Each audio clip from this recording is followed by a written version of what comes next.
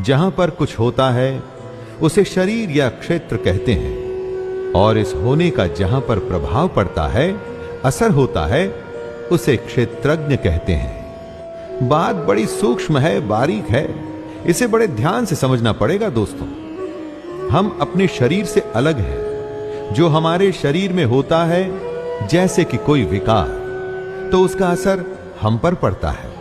इसीलिए ही हम क्षेत्रज्ञ हैं। जैसे कि खेत में खाद, बीज और पानी आदि डाला जाता है तो उसका असर उसकी फसल पर पड़ता है, ऐसे ही हम जो भी अपने शरीर के साथ करते हैं, उसमें अच्छे बुरे संस्कार जब डालते हैं तो उसका असर हम पर पड़ता है, हमारे कर्मों पर पड़ता है। निर्गुण ब्रह्म का पूजन कोई आसान बात नहीं। कृष्ण बता रहे हैं कि उस निराकार ब्रह्म में आसक्त चित्त वाले पुरुषों की साधना में विशेष परिश्रम होता है, क्योंकि आपको अपना देहाभिमान छोड़ना पड़ता है। जब निराकार को पूजेंगे तो स्वाभाविक है कि आप आकार में आस्था नहीं कर सकते। उसके लिए खुद की देह का, खुद के आकार का जो स्वाभिमान है, वो भी तो छोड़ना होगा। कृष्ण कहते हैं कि जब तक देह का भान है, तब तक अव्यक्त की प्राप्ति बहुत मुश्किल है। ऐसा नहीं है कि निर्गुण की उपासना गलत है, बस ये कि बहुत ही दुष्कर है। इसी के बारे में कृष्ण चेतावनी दे रहे हैं। लेकिन जो लोग कृष्ण को ही मानते हैं, अपने सारे कर्मों को कृष्ण में अर्पण कर उसके सगुण रूप की उपासना करते हैं, कृष्ण को ही परमेश्वर मान अनन्य भक्ति योग से लगातार चिंतन करते हुए भजते हैं, उनका उद्धार कृष्ण स्वयं करते हैं।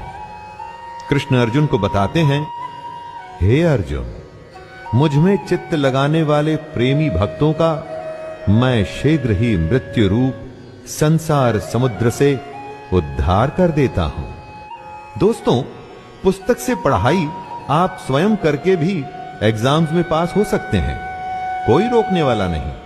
लेकिन अध्यापक उस पढ़ाई को आसान कर देता है। आपके साथ वो आपका मार्गदर्शन करते हुए चलता है। प्रॉब्लम होने पर आप उस टीचर से पूछ सकते हैं। वैसा ही कृष्ण के सगुण रूप की पूजा है।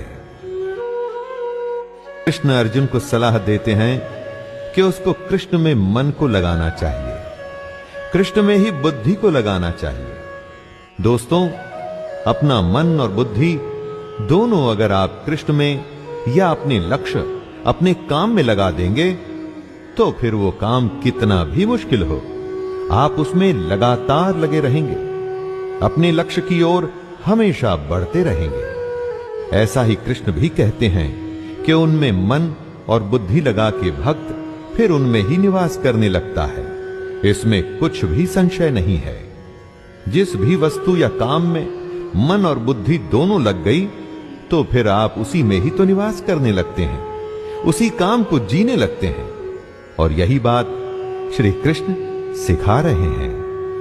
ये कह तो दिया कि मन और बुद्धि को कृष्ण में यानी अपने काम में लगाना है, लेकिन क्या यह आसान है? नहीं, बिल्कुल भी नहीं। मन कभी रुकता नहीं दोस्तों। मन का स्वभाव ही ऐसा है कि आप इसे जो करने को कहेंगे, ये उसका उल्टा करने की ही कोशिश करेगा। इसको रोकना ही दुनिया का सबसे दुष्कर काम है। दुष्कर तो है, मुश्किल है, परंतु असंभव नहीं। इसी मन को साधने के लिए कृष्ण अर्जुन से कहते हैं, यदि तू मन को मुझ में अचल स्थापन करने के लिए समर्थ नहीं है, तो हे अर्जुन, अभ्यास रूप योग द्वारा मुझको प्राप्त होने के लिए इच्छा कर। अभ्यास ही इस मन को नियंत्रण में करने का उपाय। अभ्यास। और यदि कोई योग का लगातार अभ्यास करने में भी समर्थ नहीं, तो भी उसके लिए कृष्ण रास्ता बता रहे हैं। और वो रास्ता है केवल और केवल कृष्ण के लिए कर्म करना।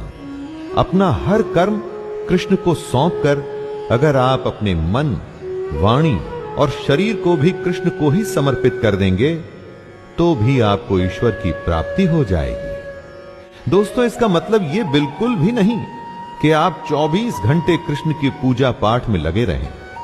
इसका अर्थ है कि जो भी आप करें उसमें कृष्ण का स्मरण, उनकी बातें और उनके ज्ञान का विचार रहे।